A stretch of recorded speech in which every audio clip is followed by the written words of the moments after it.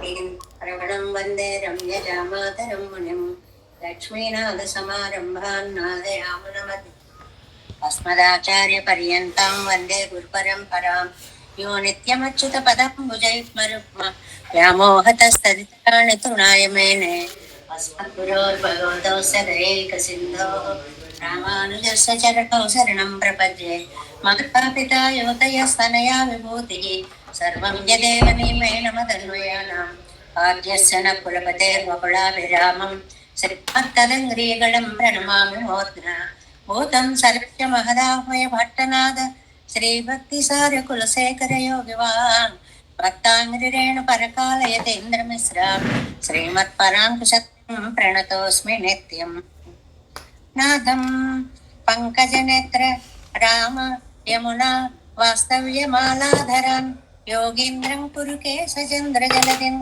गोविन्दपूरादिपौ भट्टार्यं निगमान्तयोगी जगदाचार्यौ सकृष्णद्वयौ वन्दे माधवपद्मनाभसुमन ओले स देवादिपान् नमो वेदान्तवेद्याय जगन्मङ्गलहेतवे यस्य वागमृतासार पूरितं भुवनत्रयं वेदान्तवैद्यामृतवारिरासेः वेदात्यसारामृतपूरमग्र्यम् आदाय वर्षन्तमहं प्रपद्ये कारुण्यपूर्णं कल्वैरिदासं श्रीमत्कृष्णसमाह्वाय नमो यामुनसूनवे यत्कटाक्षणलक्ष्याणां सुलभश्रीधरः सदा श्रीकृष्णपादपादाब्जे नमामि शिरसा सदा यत्प्रसादप्रभावेन सर्वतिरभून्मम लोकाचार्याय गुरवे कृष्णपादस्य सूनवे संसारभोगिसन्दष्ट जीवजीवातवे नमः श्रुत्यर्थसारजनकं स्मृतिबालमित्रं पद्मोल्लसद्भगवदङ्घ्रिपुराणबन्धु ज्ञानाधिराजमभयप्रदराजपुत्रम् अस्मद्गुरुं परमकारुणिकं नमामि द्राविडाम्नाय हृदयं गुरुपर्वक्रमागतं रम्यजामातृदेवेन दर्शितं कृष्णसूनुना सुन्दरजामातृमुनेः प्रपद्ये चरणाम्बुजं संसारार्णवसम्मग्नजन्तु सन्तापपोतकं नमोऽस्तु देवराजाय चतुर्ग्रामनिवासिने रामानुजार्य दासस्य सुताय गुणशालिने नमः श्रीशैलनाथाय कुन्तीनगरजन्मने प्रसादलब्ध परमप्राप्य कैङ्कर्यशालिने श्रीशैले सदया पात्रं दीपत्यादिगुणार्णवं यतीन्द्रप्रवणं वन्दे रम्यजामातरम् श्रीरङ्गसिंहगिरिदेशिकपादसेवा प्राप्ता किल द्रविडवेदरहस्य जातं श्रीगौतमान्वयजमाश्रितभारतेयं गोपालदेशिकमहं शरणं प्रपद्ये कौशिकान्वयसञ्जातं वेङ्कटार्यतनोभवं वेदान्ताचार्यसशिष्यं प्रियवर्लुम् अहं भजे श्रीमद्वेङ्कटरङ्गार्य शिष्यं सशिष्यसेवदिं श्रीलक्ष्मणार्यविबुधं संश्रये देवी तीर्थये ॐ अस्मद्गुरुभ्यो नमः भक्तामृतं विश्वजनानुमोदनं सर्वार्धदं श्रीशतकोपवाङ्मयं सहस्रशाखोपनिषत्समागमं नमाम्यहं द्राविडवेदसागरं तिरुवழிதினாடன்னும் தென்குருகூரென்னும் அருவனியவன் பொருணல் என்னும் அருமறைகள் அந்தாதி செய்தான் அடியினையே எப்பொழுதும் செந்தையாய் நெஞ்சே தெளிந்தோம் மனத்தாலும் வாயாலும் வன்பொழுகூர்பேணும் இனத்தாரை எல்லாதிரைஞ்சேன் தனத்தாலும் ஏதும் குறைவிலேன் எந்தை சடகோபன் பாதங்கள் யாம் உடையப்பட்டு எந்த பெருங்கீர்த்தி ராமனிதன் வாயந்த மலர்பாதம் வணங்குகின்றேன் ஆயந்த பெரும் சீரால் சடுகோபம் செந்தமிழ் வேதந்தரிக்கும் பேராத உள்ளம் பெறா வான் திகழும் சோலை மதிலரங்கள் வள் புகழ் மேல் ஆன்ற தமிழ் மலைகள் ஆயிரமும் என்ற முதல் தாய் சடகோபன் மயம்பால் வளர்த்த இதத்தாய் ராமானுசன் மிக்க விரை நிலையும் மெய்யாமுயர் நிலையும் தக்க நெறியும் தடையாகி தொக்கியலும் ஊழ்வினையும் வாழ்வினையும் போதும் குருவையர்போன் யாழினிசை வேதத்தில் நம்மாழ்வார் திவ்ய திருவடிகளே சரணம். எம்பெருமானார் திவ்ய திருவடிகளே சரணம். ஜீயர் திவ்ய திருவடிகளே சரணம். ఓం అస్మద్గురుభ్యో నమః. జై శ్రీమన్నారాయణ. భాగవత గోష్ఠికి దాసోహాలు సమర్పిస్తూ మనం నమ్మాళ్ళవార్లు అనుగ్రహించినటువంటి తిరువాయుమలిలో మొదటి 10లో 2వ పాసురంలోకి ప్రవేశించాము.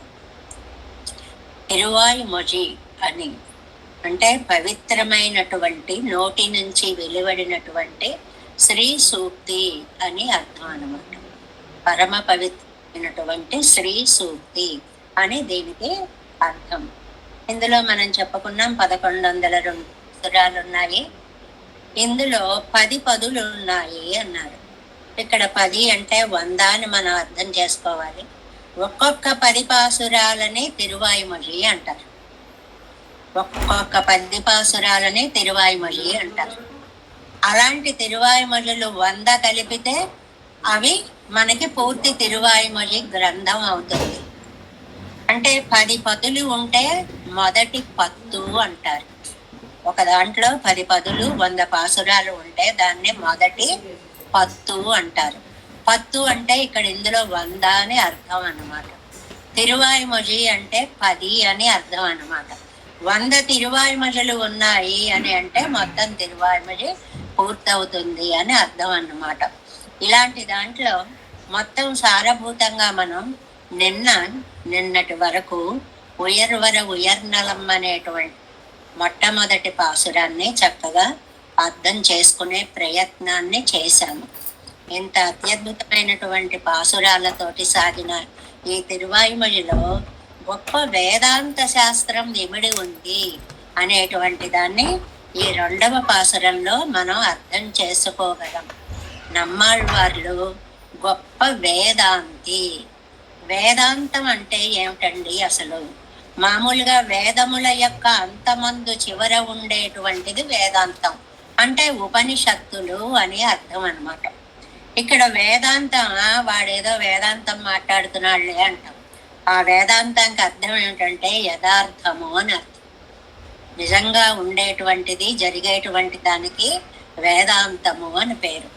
నమ్మాళ్ళవార్లు మనని మొత్తం శారీరకంగా ఆంతరికంగా ప్రక్షాళన చేసి పాడేసేటువంటి పాసురాలని రచించారు. 2 విధాల ప్రక్షాళన. ఒకటి భౌతికంగా పైకి దేహానికి కనపడేటువంటి మలాలనన్నిటినీ పోగొట్టడము. 2వది ఆంతరంగికంగా ఈ మనస్సుకు పట్టినటువంటి దోషాలన్నిటినీ కూడా దూరము చేయడము.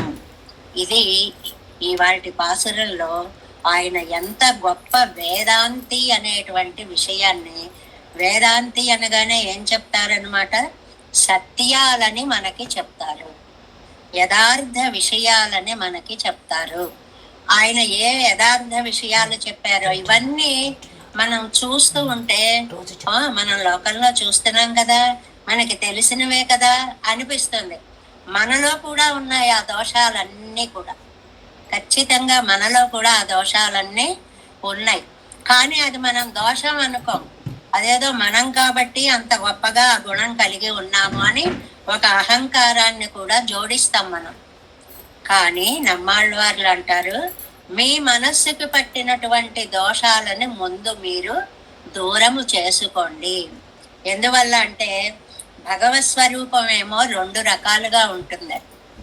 ఒకటి మనకి కనపడే సృష్టిని చూసి ఇంత సృష్టి చేసినటువంటి వాడు ఒక దేవాది దేవుడు ఉండి ఉంటాడు అని కనపడే దాని వల్ల కనపడని దానిని ఊహించడం.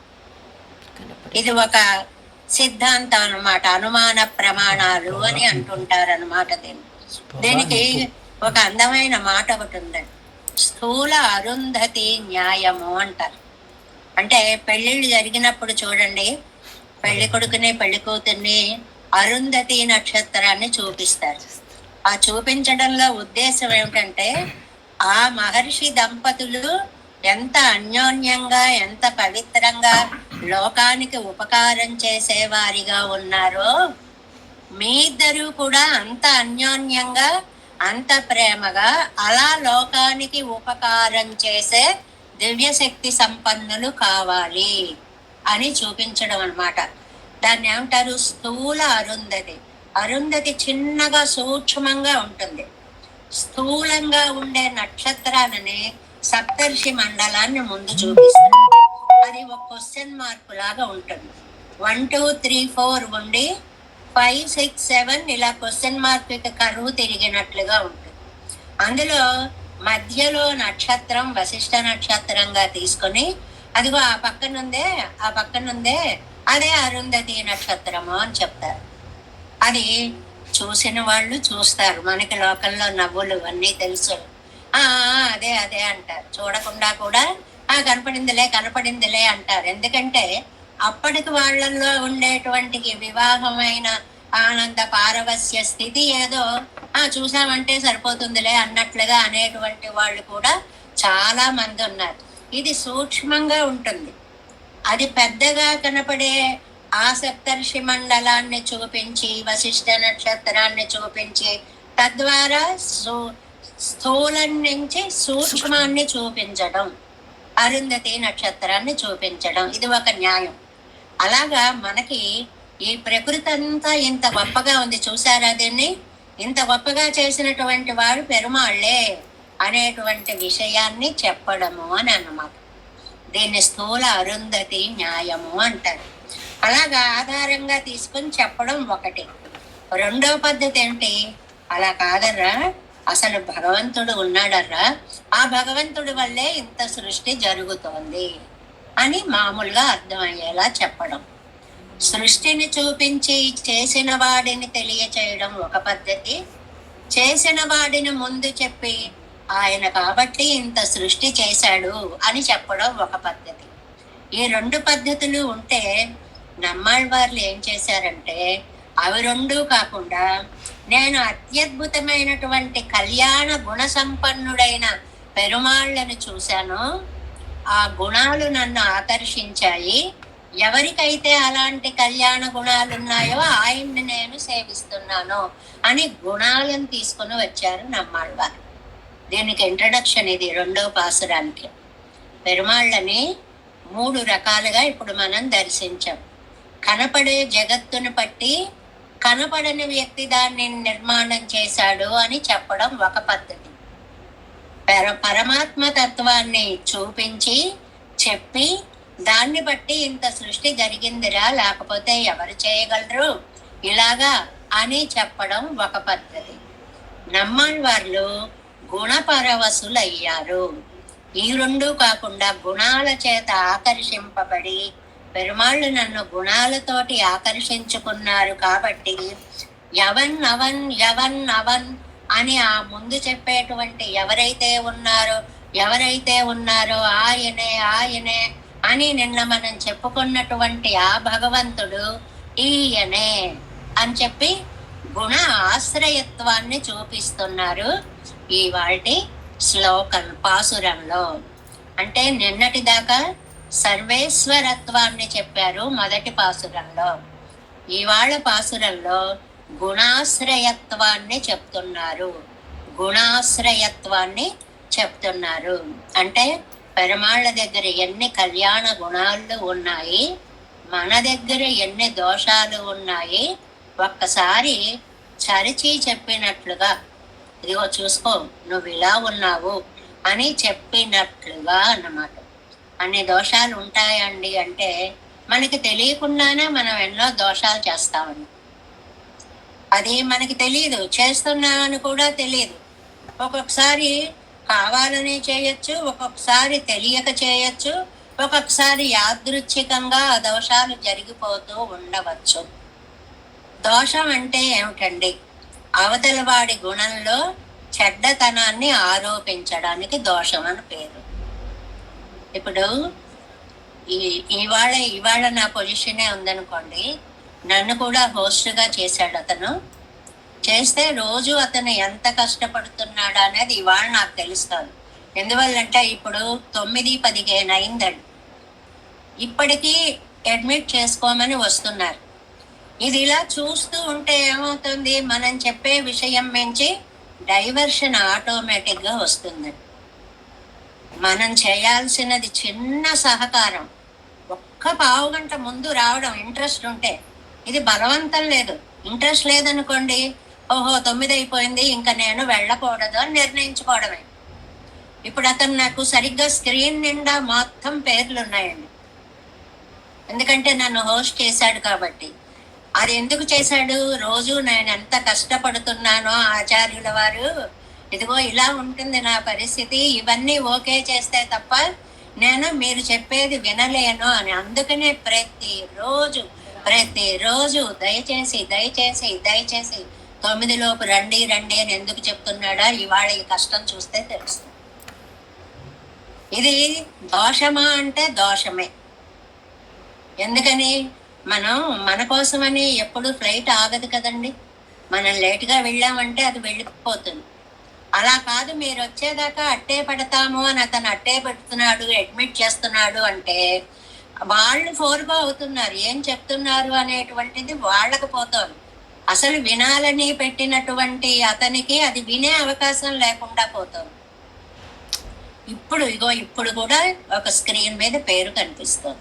ఎంత అయిందండి, 9:16 దాటింది, 17 అవుతుంది. అంటే 3/4 గంట టైము అరగంట ముందు ఇచ్చినా కూడా తర్వాత నిన్న అన్నాడు 9:50 కూడా ఒకళ్ళు చేర్చుకోమని వచ్చారండి అని ఫోన్ చేశాడు. అంటే ఇంకా అలాగా అది చిన్న విషయం అండి, ఎవరిని తప్పు పట్టట్లేదు. ఏంటంటే మన గోష్ఠి చక్కగా సాగాలి అని అనుకుంటే ఒక చక్కటి క్రమశిక్షణ ఉండాలి. అది 9 అయితే ఇంకా మనకి ఇవాళ ప్రాప్తి లేదు అని నిర్ణయించుకోవడమే. మనకి ఎన్ని వందలు వచ్చారు అనేటువంటిది ముఖ్యం కాదండి, ఎంత శ్రద్ధగా వింటున్నారు అనేటువంటిది చాలా ముఖ్యం. అది మీ శ్రద్ధ ఇంకొకళ్ళ శ్రద్ధని అది మాత్రం దోషం అవుతుంది. అతను ఇవే చూసుకుంటూ ఇవి నొక్కుంటూ అవి ఆన్ చేసుకుంటూ ఇది ఆఫ్ చేసుకుంటూ ఇది ఆన్ చేసుకుంటూ ఇందులో ఒక అరగంట అందులోనే పోతుంది. అంటే మనందరం సహకరిద్దాం, నేను నాతో సహా, అందుకే ముందు వచ్చి కూర్చోవడం అనమాట. నాతో సహా మనం అతనికి సహకరిస్తే మన ఈ గోష్ఠి చక్కగా సాగడానికి ఎలా సాగుతుంది అనేది ఇవాళ పాసురంలో వస్తుంది. దోషాలు పోగొట్టుకుంటే ఎలా వికసిస్తుంది అనేదే ఇవాళ పాసురంలో వస్తుంది. ఇవాళ ప్రత్యేకం ఈ దోషాన్ని చెప్పడం కోసం నేను ఛాన్స్ తీసుకోలేదు, పాసురంలో ఉన్న అంశాలనే చెప్తున్నా. ఇతరుల ఆనందానికి ఆటంకపడే పనులు మీరు చెయ్యకండి అని నమ్మాళ్ళ వాళ్ళు చెప్తుంటే అది మన గోష్ఠికి సమన్వయం అయింది కదా అని కొంచెం నొక్కి వక్కాడించాం, అంతే తప్ప ఇందులో ఏమీ లేదండి.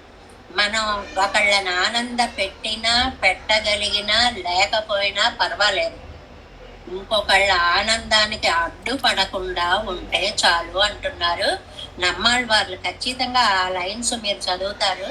ఇది ఏదో నేను చెప్పడం కోసం తీసుకున్న అవకాశం కాదు, ఇందులో ఉన్నటువంటి విశేష విషయము. ముందుగా మనం పాసురం అనుసంధానం చేసుకుందాం. ఈ పాసురాలు చదివేటప్పుడు అండి మనకి మన భాష కాదు, చాలా సహజమైనటువంటిది. తప్పులు 100 వస్తాయి, అందులో తప్పేమీ లేదు.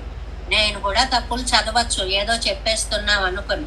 మనకేమవుతుంది అని అంటే మనకు వచ్చులే అదే చదువుతున్నానులే అని మనసులో భావనతో వేరే అక్షరం నోట్లోంచి వచ్చేస్తూ ఉంటుంది. దీన్ని భ్రమ అంటారు. భ్రమ, విప్రలంబం ఇలాంటి దోషాలన్నీ మనకన్నీ ఉంటాయి. దానికి మూల కారణం మన భాష కాకపోవడం ఒకటి. ఒకవేళ తమిళియన్సే అయ్యుండి వాళ్ళ భాషే అయినా ఆ పదాల మీద పట్టు లేకపోవడం ఒకటి. ఏమిటి ఆ అక్షరాలు, అది ఎలా పదం ఏర్పడుతుంది అని తెలియకపోవడం ఒకటి. వీటి వల్ల ప్రతి అక్షరాన్ని జాగ్రత్తగా మనం చదువుకోవాలి. మనం రోజు చదివే అలవాటు మీద చాలా అక్షరాలు ఎగిరిపోతుంటాయి, అలా ఎగిరిపోకుండా చక్కగా చదువుకోవాలి. పాసురం చూడండి, ఎంత లఘువులు గురువులు అని ఉంటాయి చూడండి. ఆ లఘువులు ఎక్కువ వాడేటప్పటికీ కన్ఫ్యూజ్ అయిపోతాం అనమాట. 2 నాలుగు పలికామనుకుని 1 నా పలికేస్తాం, లేదు 3 4 పలికేస్తాం, అలా ఉంటుంది అనమాట. అందువల్ల దాని మీదే దృష్టి పెట్టాలి. మా నాన్నగా మాలా మారా மலர்மிசை எழுதரும் மனநுணரு வளவிலன் பொறி உணரு அவையிலன் இனநுணரு மொழுநலம் எதிர் நிகழ் கழிவினும் இன நிலனெனுயிர் మిగునరై ఇలనే. వీటిని ప్రాసతో కూడినటువంటి వృత్యనుప్రాస అని ఒకటి ఉందండి.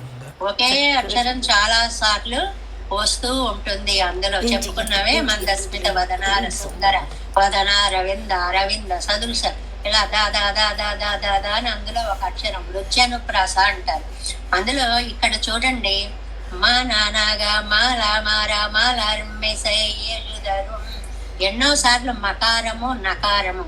మన నుణరు బళవిలన్ పొరి ఉణరు అవైలన్ ఇననుణరు ముజునలం ఎదిర్ నిగళ్ కళివినం ఇన నిల నెనను ఎరుమిగునరైలనే. దీనికి మనకి పన్నీరాయిరప్పటిలో చక్కగా ప్రతి పదం ఎలా విడదీయాలి, దానికి వ్యాఖ్యానం ఎలా చెప్పాలి అనేటువంటి దాన్ని మనకి ఇచ్చారు. కింద మీరు పీడిఎఫ్లు తీసుకున్నారు కదా, అందులో పన్ని అని ఉంది చూడండి.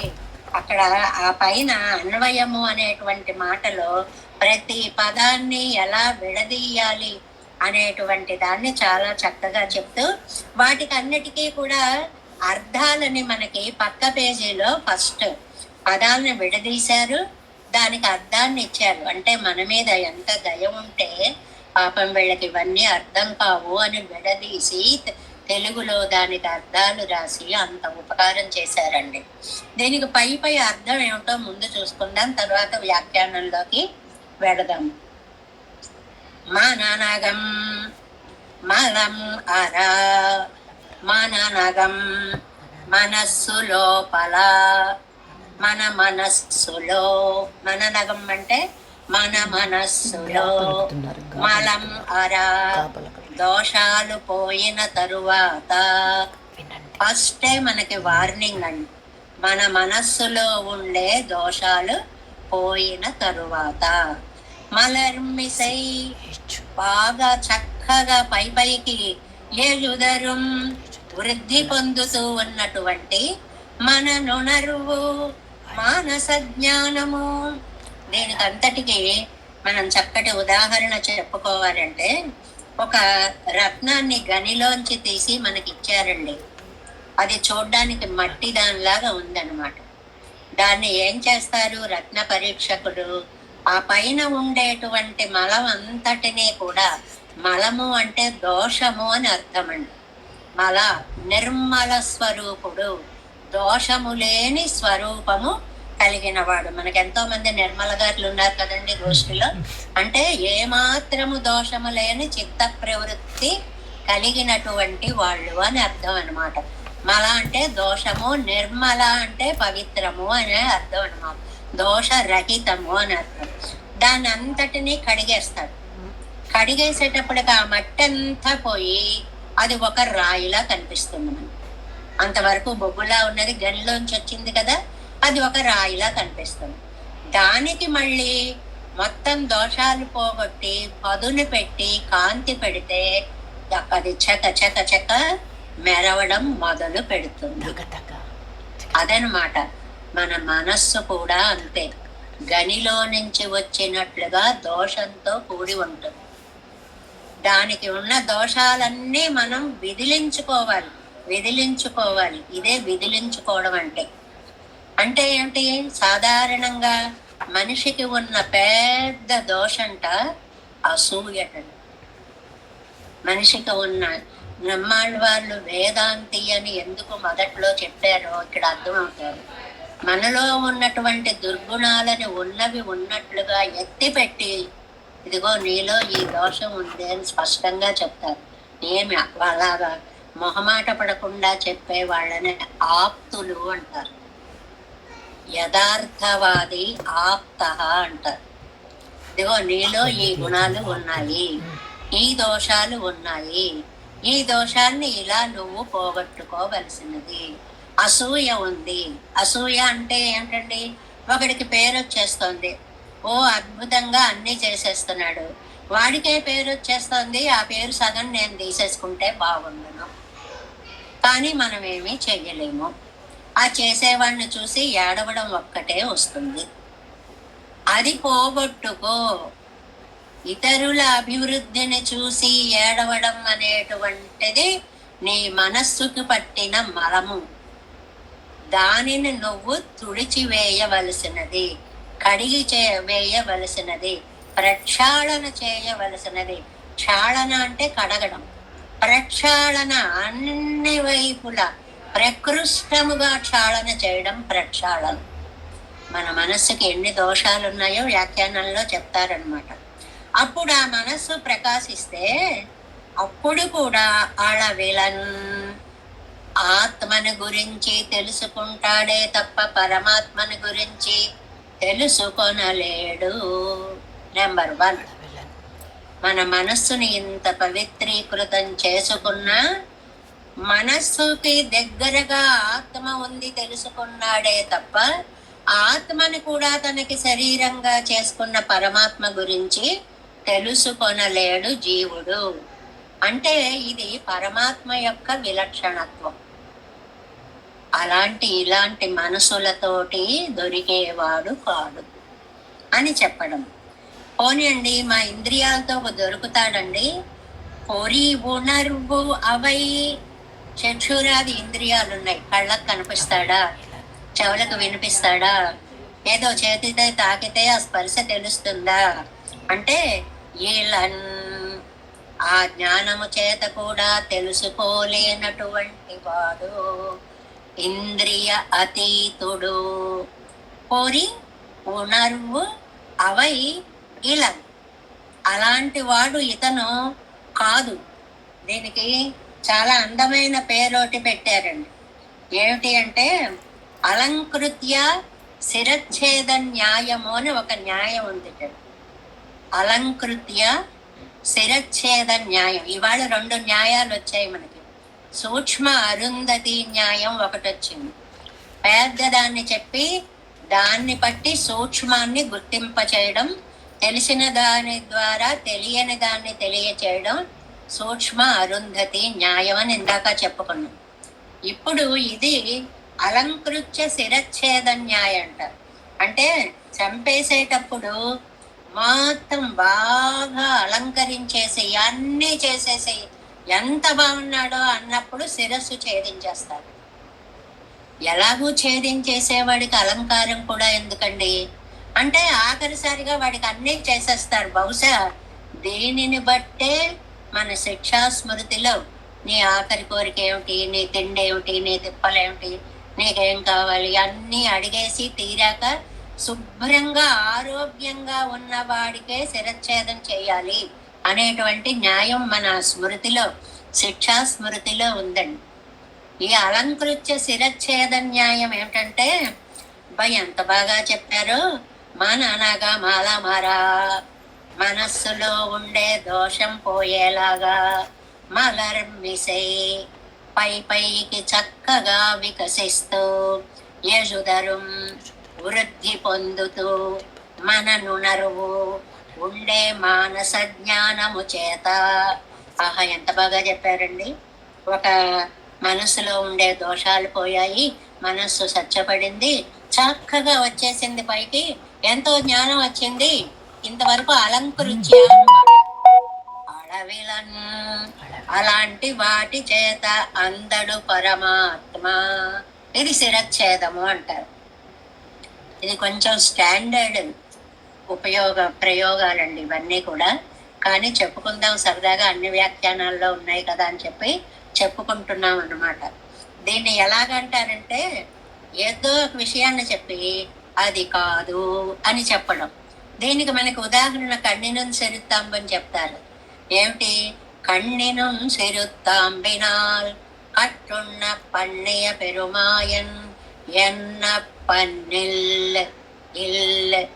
అంతదాకా ఓహోహో సౌలభ్యుడు పరమాత్మ అని ఆయన్ని గురించి బ్రహ్మాండంగా వర్ణించేసి అంతకంటే నన్ని తెన్పురుగూరు నమ్మి మా నమ్మాళ్ళవారంటేనే నాకు ఇష్టం అంత పొగిడేశారు. ఎందుకండి? అది కాదు అని ఒక్క మాటలో తీసేశారు. ఏదైనా చాలా గొప్పగా చెప్పి ఆ గొప్పగా చెప్పిన దాన్ని అది కాదు అని చెప్పడాన్ని అలంకృత్య శిరచ్ఛేద న్యాయము అంటారు. ఓహో అదే చెప్పేస్తున్నారేమో అనుకుంటాం. అంతా చెప్పేసి ఇలాంటివి కూడా ఉంటాయనుకోండి. మా వాడు ఒక గొప్పతనం గురించి చెప్పాలండి. మా వాడు దేశాలను ఉద్ధరించిన వాడు, లోకాలకు ఉపయోగాలు చేసిన వాడు, ఇతరుల కోసం ప్రాణాలు పెట్టేవాడు కాడు. ఈ కాడు అన్న చిన్న పదాన్ని ముందు గొప్ప పదాలన్నీ చెప్పేసి చిన్న పదంతో అవేవీ లేదు అని చెప్పడం అన్నమాట. ఉత్కృష్టతని చెప్పి ఒక్క మాటతో అపకృష్టతని చెప్తే దాన్ని అలంకృత్య శిరచ్ఛేద న్యాయము అంటారు. అలాగా ఏమండి, అద్భుతమైన మనసు ఉంది, మనసుకు పట్టిన దోషాలు ఉన్నాయి, అవన్నీ పోయేలా చేసుకున్నారు. అప్పుడు మనస్సు వికసించింది, వికసించి ఏలుదరం పైకి వృద్ధి పొందింది. మనల్ని ఉణరువు, అప్పుడు చక్కగా జ్ఞానం వచ్చింది. కానీ అళవిలన్ అంత మాత్రం చేత పరమాత్మని తెలుసుకొనలేడు. ఇది ఒక రకమైన పొయటిక్ ఎక్స్ప్రెషన్ అంటారు దీన్ని. కవితా స్ఫూర్తితో చెప్పేటువంటి పద్ధతి. కవిత్వం చెప్పేటప్పుడు డైరెక్ట్ గా చెప్పడం వేరు, దాన్ని పొయటిక్ గా చెప్పడం వేరు. చాలాసార్లు చెప్పుకున్నాం మనం. ఏమని, అమ్మ నీ పేరేమిటి అంటే మామూలు ఎక్స్ప్రెషన్. ఏ అక్షరాలు నీ పేరయ్యే అదృష్టానికి నోచుకున్నాయి అంటే అది అంతే అర్థం, నీ పేరేమిటనే.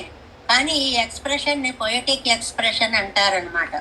అలాగా ఏమండి మనస్సుకు అందడు అని చెప్పేస్తే అయిపోయేది. అలా చెప్పలేదు నమ్మాళ్ళు వార్లు ఇక్కడ. ఎందువల్లంటే ఈయన వేదాంతి, వేదాంతము మన జీవిత సత్యాన్ని ఉన్నదున్నట్లు చెప్పేటువంటి వ్యక్తి.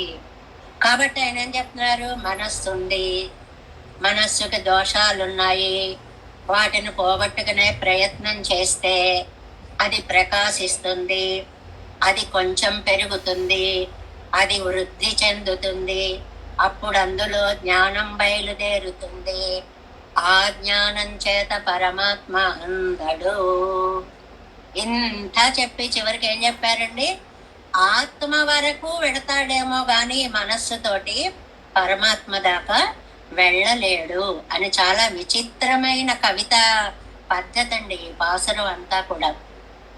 పోరి ఉణరువు అవై ఇళన్. పోనీ ఏమండి ఇంద్రియ జ్ఞానం చేత కనపడతాడండి. మనస్సేమో హెడ్, ఆ హెడ్కే తెలియకపోతే ఇంద్రియాలకేం తెలుస్తుందండి. ఇళన్ అలా తెలిసేటువంటి వాడు కాడు. ఈనన్ అనేటువంటిది చూడండి 2 సార్లు వస్తుంది పాసురంలో. 3వ పాదంలో ఈనన్ ఉణరు మురునలం ఎదన్నిగం ఈనన్ ఇలా నెననుయర్ 2 సార్లు వచ్చింది ఏనన్ అని. ఆ 2 సార్లకి 2 విశిష్టార్థాలు చెప్తారు. మొదటిసారి ఏం చెప్తారు, చేతనానికి అచేతనానికి కూడా అందనటువంటి విలక్షణ స్వభావము కలిగినవాడు. అది 2 పాదాలకి అర్థం, పూర్వార్థానికి అర్థం. చేతన విలక్షణుడు అది పెద్ద స్టేట్మెంట్ లా రాసుకునేటువంటి మాట అన్నమాట. చేతన విలక్షణుడు. ఉణర్ములునలం, ఇంకా ఆయన ఎంత ఆనంద స్వరూపుడో తెలుసా అండి. ఉణర్ములునలం సంపూర్ణ ఆనంద జ్ఞాన స్వరూపుడు. ఆయన జ్ఞానానికి మూలము, ఆయన ఆనందానికి మూలము. ఉణర్ములునలం, ఉణరు అంటే జ్ఞానము, నలం అంటే ఆనందము, ముజు అంటే అది సంపూర్ణముగా ఉంది అని అర్థం. ఎదిర్నిగల్కజివినం, ఎదిర్ అంటే భవిష్యత్ కాలం, అంటే వర్తమాన కాలం, కజివు అంటే భూతకాలం. భూత భవిష్యత్ వర్తమాన కాలాలకి ఈయన నేలన్ సాటి లేనివాడు. ఈయన గురించి ఈయన లాంటి వాడు పూర్వకాలంలో ఉన్నాడండి, లేడు.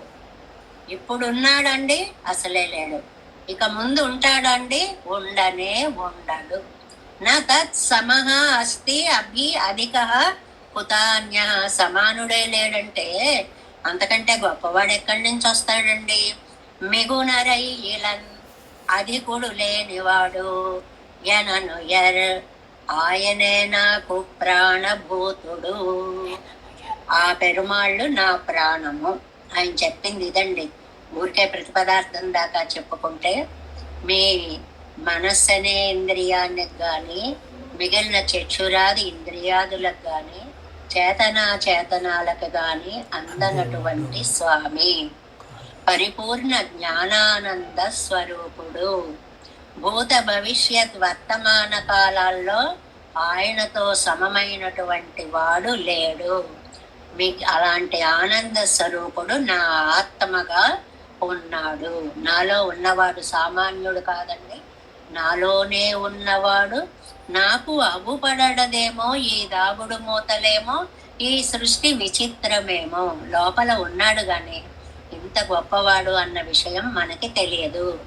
ఎందుకు తెలియకుండా ఉంటుందండి? మనం ఒక నిధి మించి నడిచి వెళుతున్నాము. భూమి లోపల అద్భుతమైన నిధి ఉంది, పైన మనం నడుస్తున్నాం. లోపల నిధి ఉందన్న విషయము మనకి తెలియదు. లోపల అంతర్యాముగా ఉన్న పరమాత్మ ఇంత గొప్పవాడనేటువంటి విషయము మనకి తెలియదు. అంటే ఏమిటి? మనస్సుకి రాగద్వేషాలు ఉంటాయి, అహంకారాలు ఉంటాయి. అవతల వాడి అభివృద్ధిని చూసి ఈర్ష్యపడే గుణం ఉంటుంది. ఈ రాగద్వేషాలు ఎలా పోతాయండి? యోగం వలన పోతాయి. యోగం వలన పోతే జ్ఞానం వస్తుంది. ఆ వచ్చిన జ్ఞానం కొంచెం వచ్చి మొలకెత్తి అభివృద్ధి చెంది వ్యాప్తి చెందుతుంది. ఈ పదాలన్నీ వేశారండి నమ్మాళ్ళవాళ్ళు. స్టేజ్ బై స్టేజ్ మానసిక జ్ఞానం ఎలాగ పెరుగుతుంది అనడానికి, ఒక చిగురు ఉందనుకోండి, ఒక తీగని నాటితే ఆ తీగ కొంచెంగా చిగురులు వచ్చి, చిగురులోంచి మొగ్గలు వచ్చి, మొగ్గలు పువ్వులుగా మారి, పువ్వులు పరిమళాలని లోకానికి వెదజల్లినట్లుగా ఈ గ్రాడ్యువల్ గా వచ్చేటువంటిది, క్రమబద్ధీకరణగా వచ్చేటువంటి మార్పు మన మనస్సులో ఉంటుంది. మన మనస్సులో మనం ఒక బండరాయిలా అనుకుందాం కాసేపు మనస్సుని.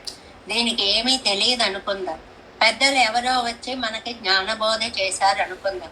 అవును కదా, నేను ఇలా ఉన్నాను, నిజమే, ఎందుకింత మూర్ఖంగా ఉన్నాను అనే జ్ఞానం ఎప్పటికో ఒకప్పటికి మనకు కలుగుతుంది. అది కలిగిన తరువాత ఏం చెయ్యాలి అనేటువంటి ఒక జిజ్ఞాస బయలుదేరుతుంది. బయలుదేరిన జిజ్ఞాస ఇలా చెయ్యాలి అని కార్యక్రమాన్ని నిర్ణయిస్తుంది. ఆ చేసిన కార్యక్రమంలో పర్ఫెక్షన్ రావాలి అని ప్రయత్నం వస్తుంది. అంతదాకా ఈ భావన ఒక తీగలాగా గనక సాగిందంటే జ్ఞానము తప్పకుండా కలుగుతుంది. ఈ పరిణామ దశని ఈ పాసురంలో నమ్మాళ్ళవారు చెప్పారు. అందుకని ఆ పదాలు కూడా అది ఎలాగ తీగలు చుట్టుకుంటూ వస్తుందో. మననగా మలమర మలరిమ్మిసై எழுதரும் மனனுணர் அளவிலன் பொறியுணர் அவையிலம் இனனுணர் முழுநலம் எதிர்நிகழ் கழிவினும் இனநலன் ఎననుయర్ మిగునరై ఇలానే తీగల వచ్చి చుట్టుకుని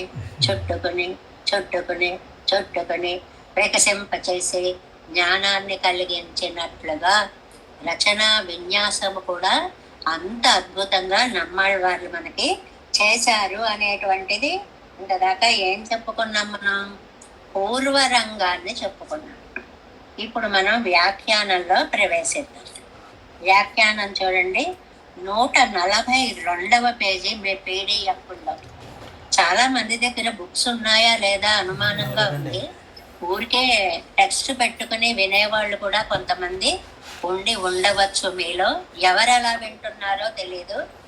ఏమి పుస్తకాలు లేకుండా కాసేపు విని వెళ్ళిపోదాంలే అని కూడా మనం కూర్చోవచ్చు, తప్పేమీ లేదు. అలాంటి వాళ్ళు కూడా ఉండొచ్చు. కనీసం టెక్స్ట్, తిరువాయిమొഴി టెక్స్ట్ నిన్న రంగాచార్య గారు పెట్టారు. ప్రతి వ్యక్తి ఇంట్లోనూ కూడా తిరువాయిమటి ఉండాలి, భగవద్గీత ఉండాలి అలా అన్నట్లుగా ఆ టెక్స్ట్ని పెట్టుకుని కనీసం ఆ పాసురాన్ని మనం ఫాలో అయినా చాలు. టెక్స్ట్ కూడా లేకుండా పురాణ శ్రవణము అనేది నిద్రకి ఉపకరణము అని పేరు. ఊరికే విందాము అంటే అది హాయిగా నిద్రపోవడానికే అవుతుంది. ఇంత కష్టపడి 9ంటికి రావడము అంటే ఎన్ని పనులని హడావిడి పడిపోయి చేసుకుంటే మనం ఈ టైం పాటించగలుగుతున్నాము. ఇలా వినేది ఊరికే అలా కాసేపు కూర్చుని వెళ్ళిపోదామని కాదు. అట్లీస్ట్ ఆ పాసురాలున్న పుస్తకమైనా దగ్గర ఉంటే పద విభాగం అది మనకి తెలుస్తుంది. సరే పీడిఎఫ్లు ఉన్నాయా, అదృష్టము. వాటిని ఫాలో అయ్యేటువంటి వాళ్ళు ఎంత జిజ్ఞాసులో ఎంత జాగ్రత్తగా ఫాలో అవుతున్నారో మనం రోజు గమనిస్తూనే ఉన్నాం. ఇరండాం పార్ట్ 142వ పేజీ పీడిఎఫ్లో ఇరండాం పార్ట్ యతో వాయుమాని భూతాని ఇత్యాది శృతి ప్రక్రియయాలే కార్యాకారం మాన జగత్తై పిడిత్తు జగత్కారణ వస్తు ఉపాస్యం ఎన్నుదల్. దీంట్లో ఏం చెప్పారంటే యతో వాయుమాని భూతాని జాయంతే, అది వేద శృతి అనమాట. ఎవ్వనిచే జనించు జగమెవ్వని లోపల నుండు. దానికి ఆ వేద వాక్యాన్ని చక్కగా పద్యంలోకి తీసుకొచ్చేశారండి పోతనామాచ్యుల వారు.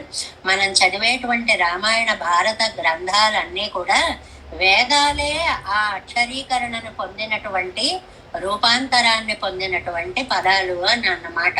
కాబట్టి ఈ జగత్తుని ఆధారంగా తీసుకుని జగత్కారణ వస్తు ఉపాస్యం ఎన్నుదల్, ఈ జగత్తుని ఆధారంగా తీసుకొని ఈ జగత్తుకి కారకుడెవరో ఆయన్ని సేవించాలి. ఉపాస్యుడు సేవింపతగిన వాడు అనేది ఒక ఉదాహరణ. రెండవది అండ్రికే అంటే దీన్ని ఏమని చెప్పుకున్నాం, స్థూల అరుంధతి న్యాయముగా కనపడే దాని వల్ల కనపడని దానిని తెలుసుకునే ప్రయత్నం చేయుట. అలా కాకుండా స్వరూపత్తై ముற்பడ చొల్లి, లేదు స్వరూపాన్ని ముందు చెప్పేసి పెన్నై విభూతిలే పోరుదల్ చెయ్యాదే ముప్పడ గుణంగళిలే ఇయ్యవానెన్నెన్నెల్ తర్వాత విభూతిని చెప్పడం అనేది రెండు. ఆ రెండు పద్ధతులు కాకుండా నమ్మాళ్ళవార్లు గుణం ముందు చెప్పారేంటండి. స్వరూపము వేరు, స్వరూపాన్ని ఆశ్రయించుకున్న గుణం వేరు. మనకి మొదటి పాసురంలో స్వరూపం చెప్పారు. ఇప్పుడు ఆ గుణాలు ఎలా ఆశ్రయించుకొని ఉన్నాయో గుణాశ్రయత్వం చెప్తున్నారు అనుకున్నాం కదా. ఎందువల్లండి ఇక్కడ గుణాలు ముందు చెప్పారు అని అంటే, సర్వేశ్వరం తమ్మై వసీకరిత్తదు గుణంగలై కాట్టియాగయ్యాలే తామగప్పట్టదు ఉరైయిలే ముற்பడ వియందు పేసినార్. తమని పరమాళ్ళు ఆకర్షించుకున్నది కళ్యాణ గుణాల వల్లనే. ఆ వాత్సల్య గుణం చూసేటప్పటికి నేను పరవశించిపోయాను, కాబట్టి నేను ఇలాగ గుణాన్ని వర్ణిస్తున్నాను అని నమ్మాళ్ళవాళ్ళు గుణానికి ఆకర్షితులై పెరుమాళ్ళను ముందు గుణభూయిష్ఠునిగా వర్ణించారు. ఆ గుణంగళ్తాన్ స్వరూపత్తై పత్తి ఎల్లదిరామయ్యాలే అవత్తుకు ఆశ్రయమాన స్వరూపత్తై అవన్నీ ఎన్నో ప్రసంగిస్తారు మొదల్ పాటిల్. కాబట్టి ముందు పాసురంలో ఏం చెప్పారు, ఇది ఆళ్వార్లు ముందు గుణాలని చెప్పిన తర్వాత భగవత్ స్వరూపాన్ని ఎందుకు చెప్తున్నారు అని అంటే, ముందుగా గుణాలను చూపించి తనని వశపరుచుకున్నాడు. కాబట్టి ఏ గుణాల వల్ల తాము ఆకర్షింపబడ్డారో ఆ గుణాలని ముందుగా చెప్పారు. గుణాలు ఎప్పుడు కూడా స్వరూపాన్ని ఆశ్రయించి ఉంటాయి. అంటే మనం అనేవాళ్ళం ఒకటి ఉంటే మనకి చెడ్డ గుణాలు మంచి గుణాలు మన్ని పట్టుకొని ఉంటాయి. అలాగే కళ్యాణ గుణాలన్నీ వెళ్ళి పరమాత్మని పట్టుకొని ఉన్నాయి. ఏమిటండి ఆయన అంగు, అందులో అందులో అంటే ఎందులో ఉయర్వర అనే ముందు పాసురంలో ప్రస్తుతమాన దివ్యాత్మ స్వరూపం హేయ ప్రత్యనేకతయ్యాలం. ఈ దివ్యాత్మ స్వరూపము హేయ ప్రత్యనేకము. ప్రత్యనేకం అంటే ఎదురు తిరగడం అన్నమాట. చెడుకు ఎదురు తిరగడం అంటే మంచి అని అర్థం, కళ్యాణము అని అర్థం. కళ్యాణ గుణైకతానదయ్యాలు చాలా అందమైనటువంటి కళ్యాణ గుణములు కలిగినది. ఎక్కడొచ్చిందండి అది ఇవాంటి పాసురంలో? ఉణర్ముజు నలం, ఉణర్ముజు నలం, థర్డ్ లైన్ లో. ఆ పదం వల్ల ఆయన కళ్యాణ గుణాత్మకుడు అని చేతన చేతన విలక్షణమాయిరుక్కుం ఎండ్రు, అది మొట్టమొదటి లైన్లో. మననగ మల మర మలర్మిసయ్యలుదరం మననునరు వరవిలన్ అంటే అది మొదటి పాసురంలో చేతనముల చేత గాని అచేతనముల చేత గాని స్వామి పట్టుబడడు అనేటువంటిది. அந்த స్వరూపத்தை అనుభవిక్కరార్ ఎప్పాటిల్. ఆ స్వరూపాన్ని, గుణాశ్రయమైనటువంటి పెరుమాళ్ళ స్వరూపాన్ని ఈ 2వ పాసురంలో వర్ణిస్తున్నారు. గుణాశ్రయత్వము ఏమని పాసురంలో ప్రవేశించారు. మననగం ఇత్యాది జీవాత్మ స్వరూపத்தில் భగవత్ స్వరూపం విలక్షణమెంగిరార్. జీవాత్మ కంటే పరమాత్మ విలక్షణుడు అన్నారు. ஆனால் மனநகம் என்ன தொடங்கி சொல்லுகிற இதுకు కరుతెన్నెల్ ఎన్నెన్నెల్. ఏమండి, మననగం అంటూ మొదలు పెట్టారు. ఇందులో ఉద్దేశం ఏమిటి అని అంటే, స్వరూప వైలక్షణ్యத்தை అనుభవిక్కర ఇవరుడయ్య ప్రతిపత్తి క్రమం ఇరుక్కరపడి. భగవంతుణ్ణి మనం చూడాలి అంటే మానసికంగా ముందు ఎన్ని అవస్థలని దాటుతామో వర్ణించారు. ఇది చాలా సైకాలజీ అన్నమాట అండి. ఇందులో వేదాంతి అని అన్న మాటకి ఇక్కడ ఈ వ్యాఖ్యాన పదం ఇది. ఎందువల్లంటే మనస్సులో జ్ఞానం కలుగుతుంది. ఒక స్టేట్మెంట్ ఇచ్చామండి, అన్ని మనస్సుల్లోనూ జ్ఞానం కలగదు. మనస్సు చుట్టూ దోషాలు అల్లుకుపోయి ఉన్నాయి. ఆ దోషాలన్నిటినీ కూడా నువ్వు పోగొట్టాలి, మనస్సుకి పదును పెట్టాలి. అప్పుడు మాత్రమే నువ్వు ఆత్మస్వరూపాన్ని దర్శిస్తావు. ఆత్మనే చూస్తావు తప్ప పరమాత్మని చూడలేవు. ఆత్మను చూడగలిగినటువంటి మనస్సు పరమాత్మని దర్శించలేదు. అంటే ఆ గ్రాడ్యువల్ గా క్రమ పద్ధతి అంటారండి. మిగిలిన వ్యాఖ్యానాల్లో క్రమ పద్ధతియాలే వరుందపడి అంటారు.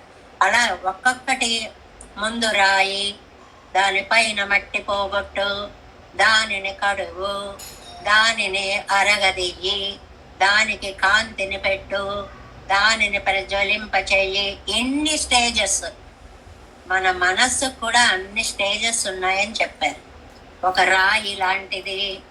ఇందులో దేవుడు లేదు, భగవంతుడు లేదు, ఉపకారం లేదు, ఏ ఆలోచన లేదు.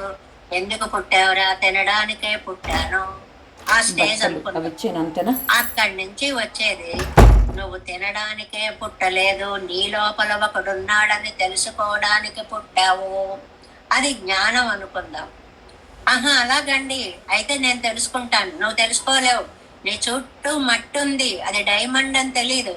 మట్టినంతటిని కడిగి పాడేయాలి, ప్రక్షాళన చెయ్యాలి. అందుకని మననగం, మననెన్రదు, మనం మెన్నపడే. మనన్ అంటే మనస్సు, మనస్సు. అగం, అగం అంటే ఏమిటండి? నిరవయమా ఇరుక్కర మనస్సు కోరుళ్ళం పురంగు వెళ్ళామయ్యాలే మననగం ఎన్నదు. మనస్సు లోపల, అగం అంటే లోపల. అది సప్తమి విభక్తి ప్రత్యయంగా. అక్కడ చాలా వ్యాఖ్యానాలు చేశారు వాళ్ళు. మనకు కూడా విభక్తులన్నీ ఉన్నాయి చూడండి. అందున్న సప్తమి విభక్తి అని చెప్పుకుంటూ ఉంటాం. లోకమందు ఇలా జరిగింది, అప్పుడు అందు సప్తమి విభక్తి అవుతుంది. లోకాన ఇలా జరిగింది, లోకాన అంటే లోకమనందు. అలా ప్రత్యయాలకు ఎంత ప్రత్యేకత ఉందో అగం అనే ప్రత్యయానికి కూడా అంత ప్రత్యేకత ఉంది. మనస్సు లోపల. ఈ మనస్సు అనేదికి అవయవాలేవి లేవు కాబట్టి అది బయట లోపల అనే ప్రశ్న నీకు అక్కర్లేకుండా లోపల అని చాలా స్పష్టంగా చెప్తున్నాము. అది అర్థమైంది కదండి. మనస్సు అనే ఒక రూపం ఉంటే దానికి బయట లోపల అని చెప్పచ్చు. ఈ మనస్సు అనేది కనపడేది కాదు కాబట్టి దీని మనస్సు చుట్టూ దోషాలు బయట ఉన్నాయి, మనస్సు లోపలకు కూడా అవి వాటి శక్తి వెళ్ళిపోయింది. ఒక పండు చూస్తే పండుగ పైన మచ్చ వచ్చింది అంటే కాయనికి వస్తే లోపల లోపల దాకా పురుగులు వెళ్ళిపోయి ఉంటాయి. అంటే బయట లోపల కూడా వ్యాపించగలిగినటువంటి మలములు, దోషములు మన మనస్సుని పట్టి వేసి ఉన్నాయి. ఇవి ఎన్ని రకాలుగా ఉన్నాయో చెప్పారు. అవన్నీ ఊరికే మనం ఒక్క మాట చెప్పుకున్నాం. ఏమని చెప్పుకున్నాం? ఇతరులను సుఖపెట్టలేకపోవచ్చు కానీ దుఃఖ పెట్టే ప్రయత్నం చెయ్యకండి అనేటువంటిది ఒకటి. అలాంటి 15 ఇచ్చారు. అవన్నీ ఇప్పుడు మనం చెప్పుకోవట్లేదు. அன்றையே మనస్సిలే ఎన్నపడే, మనస్సులో అని అర్థం. మననగం, మనస్సులో అంతవరకు ఒక పదం. అగం అంటే లోపల అని అర్థం. அன்றையே పరాగర్ధ విషయమాయం, ప్రత్యగర్ధ విషయమాయం. ஆயும் போருகையாலே பராகர்த்தத்தை தவிரெந்தோ பிரத்யகர்த்த விஷயமானத்தை అగం ఎంగిరదాగౌమాం. ఇందులో 2 పెద్ద పెద్ద పదాలు వేశారు. ఏమిటి అంటే పరాగర్ధము, ప్రత్యగర్ధము అని 2 పదాలు వేశారు. పరాగర్ధము అంటే నేను అని చెప్పుకోవడం, నేను అని చెప్పుకోవడం. అది పైకి నేను అంటే ఈ కనపడే రూపం, బాహ్య రూపము అని అర్థం. ప్రత్యగర్థం అంటే నా ఆత్మ అని అర్థం. ఇప్పుడు నేనుకి 2 అర్థాలు ఉన్నాయి. పైకి కనపడే శరీరము నేనే, మనం మాట్లాడుతున్నా అంటే ఆత్మ. ఇంత డీటెయిల్డ్ స్టడీ వేదాంతి అని ఎందుకన్నారు అంటే ఇంత డీటెయిల్డ్ స్టడీ అన్నమాట. చాలా అన్నయే ప్రత్యగర్థ విషయమాం పోరిగయ్యాలే పరాగర్తైవరిందు ప్రత్యగర్థ విషయమానత్తై అగమ్యంగిరదా గౌమాం. కాబట్టి ఆత్మకి పట్టినటువంటి దోషాలు అని చెప్పుకోవచ్చు. మలమర, మనத்தில் ఉండాన మలం ఉండు. మనస్సుకి పట్టిన మలాలున్నాయి. మన మనస్సుకి ఎన్ని దోషాలు ఉన్నాయో చెప్పారండి ఇక్కడ. అవిద్యాదిగల్, అవిద్య మొదలైనవి. ఈ దోషాలు ఎన్నున్నాయి అంటే అవిద్య మొదలైనటువంటి బోల్డ్ దోషాలు ఉన్నాయి. ఏమిటండి? ఆది శబ్దం చేత ఒకటి అవిద్య. అవిద్య అంటే నిన్న చాలా స్పష్టంగా చెప్పుకున్నాం. అసలు జ్ఞానం కలగకపోవడం, ఉన్నది తప్పుగా అర్థం చేసుకోవడం, కాని దానిని దాని మీద ఆరోపించడం. ఇలా 3 అజ్ఞానాల గురించి మనం నిన్న చెప్పుకున్నాం.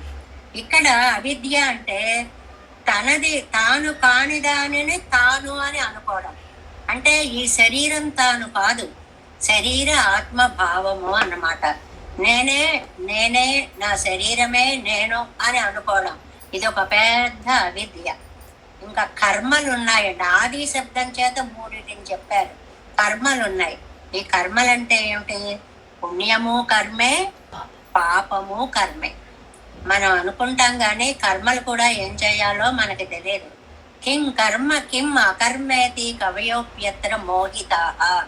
ఏది కర్మ ఏది అకర్మ అని భగవద్గీతలో చెప్తాడు. పెద్ద పెద్ద పండితులకు కూడా కన్ఫ్యూజన్ గానే ఉంటుంది. కర్మ ఏది చేయబడేది, ఏది చేయబడనిది, ఏది చేయకూడనిది ఇత్యాది కర్మలన్నీ మనకి తెలియకుండానే ఒక పని మనం మంచిది అని చేస్తే దానివల్ల ఇతరులకు ఒక చెడు కలిగేటువంటి కర్మలు కూడా చాలా ఉంటాయి. మనది మనం చూసుకుంటాం, అవతల ఏ చెడు కలుగుతుంది మనకది తెలియదు.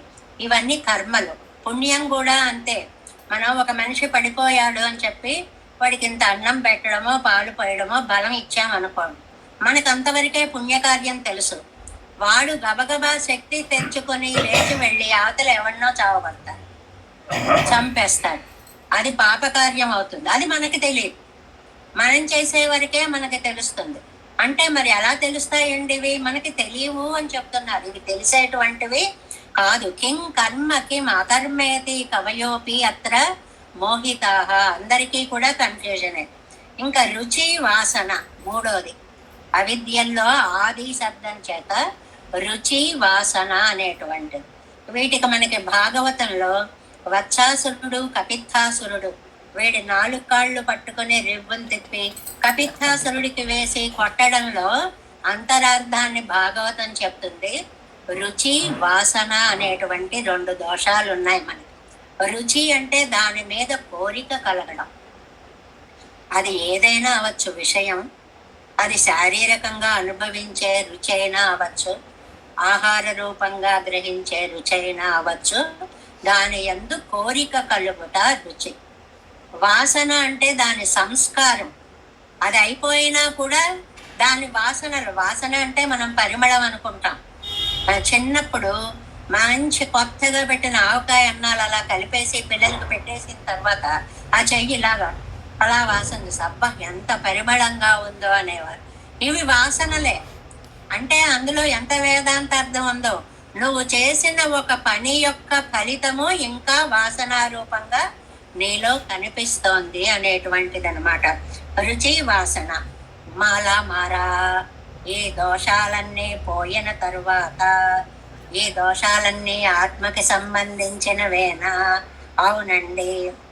మనస్సులే ఎన్నపడన్నయే నానార్థ ప్రత్యేకత్వ విషయమై పోరిగయ్యాలే పరాగత్ తవరిందు ప్రత్యేకత్వ விஷயமானத்தயகமெங்கெடுத்தாகும் மலமரா అవిద్యాదిగల్ అవై అరా. ఆ విద్యాదుల్ని మనం పోగొట్టుకోవాలి. ఎలా పోగొట్టుకుంటాం? అవిద్యాదిగళై. ఆది అన్నారు కదండి, ఆది అన్న తర్వాత మనం 4 చెప్పుకున్నాం. ఇప్పుడు పాప పుణ్యాలు చెప్పుకున్నాం, రుచి వాసనలు చెప్పుకున్నాం, దోషాలు ఎన్నున్నాయో వీటి యొక్క సంస్కారాలు ఎన్నున్నాయో చెప్పుకున్నాం. ఏమండి, మనస్సుకు పట్టేవేవో ఎక్కడ డెఫినేషన్ ఇవ్వలేదండి. ఎందుకు ఇవ్వలేదండి? కామః, క్రోధశ్చ, లోభశ్చ, హర్షమానమదా గుణాః, విషాదశ్చాష్టమ ప్రోక్తః ఇత్యేతే మనసో మలాః. ఎంత క్లియర్ గా ఇచ్చాడో. మనస్సుకు పట్టినటువంటి మలములు ఏమేమిటి? 8 గుణాలు చెప్పాడండి. కామము. కామము అంటే కోరిక. ఈ కోరికని మనం లోకంలో కామం అంటే ఏం వాడతామంటే శారీరక సుఖాన్ని కోరే కోరికకే కామం అంటాం. కాదండి, ఏ దేని ఎందైనా సరే అది లేకపోతే నేను బ్రతకలేను అనేటువంటి భావానికి కామము అని పేరు. క్రోధశ్చ, ఇది ఇంకా మన తరం కాదు. కోపం అనేటువంటిది వచ్చిందా, ఇదిగో కోపం వస్తే నేను మనిషిని కాను, ఇప్పుడేదో మనిషి అయినట్టు, అంటే అలా ఉంటుంది అన్నమాట. అంత తీవ్రత వచ్చేస్తుంది అన్నమాట. లోభము, అన్నీ నాకే కావాలి, అన్నీ నాకే కావాలి. సంతోషము, ఇంత వస్తే అంత ఎగిరిపడ్డం. ఇది స్థిత ప్రజ్ఞ లక్షణాలు చెప్పినప్పుడు చెప్తారు. ఆనందించు గాని ఎగిరిపడకు. ఎగిరిపడ్డం వేరు, ఓహో మంచి జరిగిందండి అని ఆనందించడం వేరు. కానీ మానవ మనస్తత్వం ఎలా ఉంటుందంటే, అయితే పైకి ఎగిరిపోతాం, లేకపోతే పాతాళంలోకి కుంగిపోతాం. బ్యాలెన్స్డ్ గా భూమి మీద మాత్రం ఉండదు. అవి కంట్రోల్ చేసుకోవాలి. అవి మనస్సుకు పట్టినటువంటి ఇవి అని. తర్వాత గర్వం, నాకు కాబట్టి ఇంత ఉంది, నేను ఇంత అందంగా ఉన్నా. ఈ గర్వాలు, చాలా గర్వాలు ఉన్నాయని మనం రామానుజనోత్తందాదిలో చెప్పుకున్నాం, పూరేశుల వైభవాల్లో చెప్పుకున్నాం. మదత్రయము అనేటువంటిది, అభిజన మదం, విద్యా మదము, రూప మదము, ఇన్ని రకాల ఉండేటువంటి మదాలన్నిటినీ కూడా. ఇదిగో ఇప్పుడు చూడండి 9:58 అంటే 2 నిమిషాలు ఉంది క్లాసు. అడ్మిట్ చేసుకోమని ఎన్ని వస్తున్నాయో అండి. నిజంగా నన్ను కూడా హోస్ట్ గా పెట్టడం వల్ల అవన్నీ డిస్టర్బ్ చేసేస్తున్నాయి. నన్ను చేసుకోండి. 2 minutes ఉందండి ఇంకా క్లాస్కి. ఆ 2 minutes ముందు అడ్మిట్ చేసుకోమని వస్తున్నాయి అన్నమాట. ఇవి 8 గుణాలు. మదం. మదం అంటే ఏమిటో తెలుసండి? నా అంతటి వాడు లేడనే అహంకారంతో ఇతరులని అవమానపరిచే గుణానికి మదం అని పేరు. ఈ గుణాలు 8 ఇవి 8వదైనటువంటి విషాద్ ఇత్యేతే మనసో మలాహ. ఇవన్నీ కూడా మనస్సుకు పట్టినటువంటి మలములు. ఇన్ని ఉన్నాయండి చాలా. అహంకారం, అహం మనం అని ఇక్కడ మళ్ళీ పాసుర సమన్వయంలో చెప్తారు. మననగం, మనస్సులో అని ఒక సమన్వయం. అగం మనం, లోపల మనస్సులో. ఆ అన్వయాలు అటు ఇటు కూడా మనం ఎలాగైనా ఇంకా డీప్ గా వెళితే దానికి శాబ్దికమైనటువంటి ప్రక్రియలు, విభక్తులు ఎలా ప్రయోగించాలి, అబ్బో చాలా పెద్ద శాస్త్రాన్ని చెప్తారు. మనం పరిచయం చేసుకుంటున్నాం అంతే. రోజుకొకసారి చెప్తాను ఈ మాట.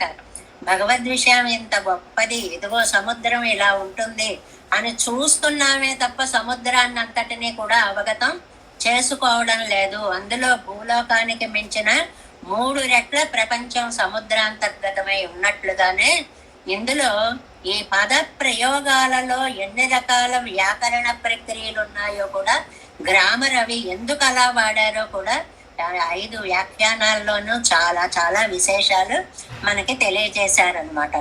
అయితే ఆత్మస్వరూపం నిత్యమాయ్ జ్ఞానము నిత్యమాగయ్యాలే, ఈ దోషం స్వరూపగతము అల్లా జ్ఞానగతము అల్లా, ఆత్మా వినయ ధర్మభూత జ్ఞానత్తు ఉదయాస్తమయ వ్యవహారం పన్నగిరదు, జ్ఞాన ప్రసూతి ద్వారత్తై పత్తవాయిత్. ఈ మనస్సుని ఒక మంచి పేరు పెట్టారు, జ్ఞాన ప్రసూతి ద్వారము. మనలో ఉండేటువంటి జ్ఞానాన్ని ప్రసరింపచేసేటువంటి గేట్ అనమాట, ఒక రిమోట్ అనమాట. ఇప్పుడు టీవీలో కొన్ని వందల ఛానల్స్ ఉండొచ్చు, కొన్ని వేల ప్రక్రియలు ఉండొచ్చు, కానీ అది ఆఫ్ చేసి ఉంది. అది మనం రిమోట్ తీసుకుని ఒక్కసారి ఆన్ చేసామంటే ఆ ప్రపంచం అంతా మన మీదకి ఏది కావాలంటే అది తీసుకొని విరగబడి వచ్చేసినట్లుగా ఉంటుంది. అలాగే ఈ మనస్సు, ఆత్మ అనేటువంటి తత్వం లోపల ఉంటే మనస్సు దాన్ని అదిమి పెట్టేసింది అన్నమాట. ఈ మనస్సుని గనక మనం ఆన్ చేసామంటే లోపల ఉన్నటువంటి ఆత్మతత్వం అంతా మనకి చాలా చక్కగా కనిపిస్తుంది. కాబట్టి జ్ఞాన ప్రసృతి ద్వారము మనస్సు. నిన్ననో మొన్ననో మనకి మనస్సుకి ఆత్మకి తేడా ఏమిటి అని అడిగారే ఒకరు. ఇది ఆత్మ అంటే లోపల ఉండేది, ఈ ఆత్మ గుణాలని మనస్సు తన ద్వారా బయటకి తీసుకొని వస్తుంది. ఈ మనస్సు ఈ శరీరానికి సంబంధించినది. ఈ శరీరం పోగానే ఈ మనస్సు పోతుంది, కానీ ఆత్మ వేరే శరీరంలోకి వెడుతుంది. మనస్సు ఆత్మ ఒక్కటి కాదు అనేటువంటిది. ఆగా జ్ఞాన ప్రసూతి ద్వారమాన மனசை பத்தி கிடக்கிற தோஷமானது யோக சாஸ்திரத்தில் சொல்லுகிற கிரமத்திலே பாஹ்ய விஷய பிரவணமான நெஞ்சை பிரத்யக் விஷயமாக்கி யம நியமாதி கிரமத்தாலே అనుసంధిక్క పుక్కవారే కడియక్కడవదు.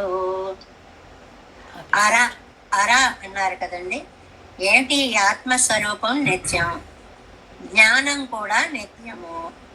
ఈ దోషం, జ్ఞానయందుండే దోషం, ఇది 2 రకాలుగా ఉంటుంది. ఏమిటది? పోగొడితే పోయేదిలాగా ఉంటుంది, ఏం చేసినా పోనదిలాగా ఉంటుంది. అంటే మొండిగా బండగా ఉంటుంది అన్నమాట. దాన్ని ఎన్ని విధాలు కరిగించి ఆ మలాన్ని మనం పోగొట్టుకోవాలో. ఎలాగా? మనస్సుని గనక గేటు తెరిస్తే ఆ లోపల ఉండేటువంటి దోషాలన్నీ ఈ మనస్సు ద్వారా, మనస్సుకి దోషాలు ఉన్నాయి, ఆ దోషాలు లోపల ఆత్మ దాకా వెళ్ళిపోయాయి. ఈ 2 దోషాలని కూడా మనస్సు అనే గేట్లోంచి మనం పైకి తీసుకురావాలి. కాబట్టి జ్ఞాన ప్రసారానికి మెయిన్ గేటు మనస్సు. అది తెలిస్తే చాలు మనకి. అంటే మనస్సు లోపల ఆత్మ ఉంది అని అర్థం. ఇది వేదాంతి అన్నారు కాబట్టి ఈ వాక్య ప్రయోగాలు ఇలా ఉన్నాయండి. మామూలుగా ఆత్మ లోపల ఉంటుంది, ఆత్మ లోపల పరమాత్మ ఉంటాడు. ఈ ఆత్మకి యువతల మనస్సు ఉంటుంది. ఈ మనస్సు ఏమో జ్ఞాన ప్రసార మార్గము. ఆత్మలో ఉన్న గుణాలన్నిటినీ మనస్సు లోకానికి అందిస్తూ ఉంటుంది. అయితే మనస్సులో ఉండే మరి దోషాలు ఉన్నాయి కన్నారు కదండి. ఈ దోషాలన్నిటినీ మేము ఎలా పోగొట్టుకోగలుగుతాము? పోగొట్టుకోవచ్చు.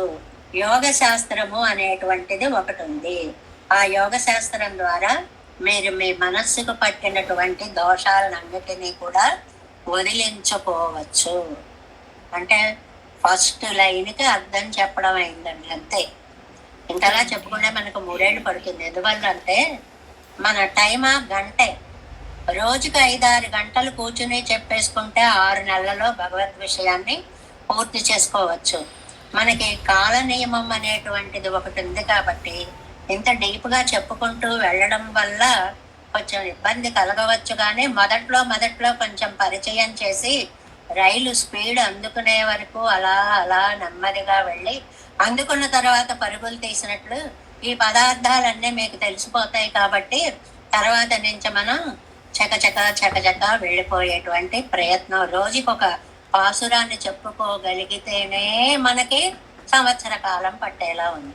అలాంటిది ఒక పాసురాన్ని 3 రోజులు 4 రోజులు చెప్పుకున్నాము అంటే, మరి చెప్పుకోకపోతే ఏమవుతుంది? ఇది అసలు ఇవాల్టి పాసురమే ఉందండి, ఏముంది ఈ పాసురంలో అనిపిస్తుంది పైకి చదివితే. కానీ వేదాంత జ్ఞానం అంతటిని, సైకాలజీని అంతటిని, మనిషి యొక్క మానసిక స్థితిని అంతటిని ముద్ద చేసి ఆ ముందు 2 పాదాల్లోనూ పడేశాను అనమాట. ఏంటంటే చేతనుడి చేత పరమాత్మ అందడు, అచేతనం చేత పరమాత్మ అందడు. అంటే మనస్సు చేత పరమాత్మ అందడు, దాని చుట్టూ మలాలు పోగొట్టుకుంటే ఆత్మ వరకే తెలుసుకుంటాం కానీ పరమాత్మని తెలుసుకోలేము. పోనీ మిగిలిన ఇంద్రియాల చేత అసలే తెలుసుకోలేము. చేతన విశిష్టుడు పరమాత్మ అని చెప్పడం అనేది పూర్వార్థంలో అయింది అన్నమాట. ఉత్తరార్థాన్ని మనం రేపు చెప్పుకునే ప్రయత్నం చేద్దాం. దేవేశం కోలనాదం నతహిత మనసం పద్మనాభం రమేశం లోకార్యం కృష్ణయుగ్మేన చ నిగమ శిరో యోగి భట్టారకోచ గోవి.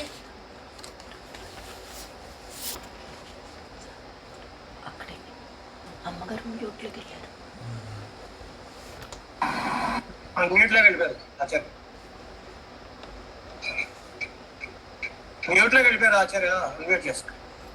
முனி சீரையக் கொண்டார் மணக்கால் நம்பி சென்றாம் ஆள வந்தார் குருமாலாதரர் குருகை பிறார் கம்பாமே திராசர் கோவிந்தர் பூரேசர் பட்டர் வேதாந்த முனி இரு கண்ணர் கம்முடைய நம்பிள்ளை இவர் ஈழ அழைத்தற்கே எந்த மாதவர் பற்பனாவர் இவர் அட்டாளர் திருவடியூன்றிய தேவ பெருமாள் கை கொண்டருளும் திருமலையாழ்வார் பதங்கள் முன்னென்னுள் சேரந்தனவே. நமோஸ்து தேவராஜாய சதுர்கிராம நிவாசனே ராமானுஜார்ய தாசஸ்ய சுதாய குணசாலினே நம శ్రీశైలనాథాయ కుంతే నగర జన్మనే ప్రసాదలబ్ధ పరమ ప్రాప్య కైంకర్యశాలినే శ్రీశైలేశ దయాపాత్రం దీభక్త్యాది గుణార్ణవం యతీంద్ర ప్రవణం వందే రమ్య ஜாமாதரம் முனிம் வாழி திருவாய் மழைப்பிள்ளை மாதவ வாழ்வாழும் மணவாழ மாமுனிவன் வாழியவன் மாறம் திருவாய்மொழி பருளை மாநிலத்தோர் தேரும்படை உரைக்கும் சீர் ஸ்ரீரங்க சிங்ககிரி தேசிக பாத சேவா பிரத்தா கில திரவிட வேத ரகசிய ஜாத்தம் ஸ்ரீ கௌதமான்வயஜமாசிரித பாகதேயம் గోపాలదేశికమహం శరణం ప్రపద్యే కౌశికాన్వయ సంజాతం వెంకటార్య తనోభవం వేదాంతాచార్య సశిష్యం ముడయవల్లుం మహం భజే శ్రీమద్ వెంకటరంగార్య శిష్యం సశిష్య సేవతి శ్రీ లక్ష్మణార్య విబుధం సంశ్రయే శ్రీ విదీప్తయే. ఓం అస్మద్గురుభ్యో నమః. జై శ్రీమన్నారాయణ.